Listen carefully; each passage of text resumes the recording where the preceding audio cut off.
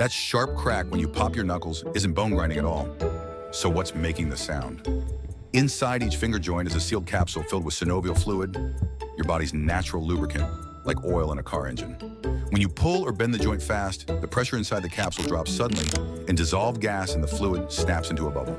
That rapid bubble event creates the pop, more like peeling a suction cup than breaking a twig. So why can't you crack the same knuckle again right away? Because the gas needs time to dissolve back into the fluid before another bubble can form, and that reset takes a bit. And despite the famous myth, normal knuckle cracking hasn't been shown to cause arthritis. Forcing it can irritate tissues, but the pop itself is just physics happening in a tiny drop of fluid. Next time you hear it, you'll know what's really going on.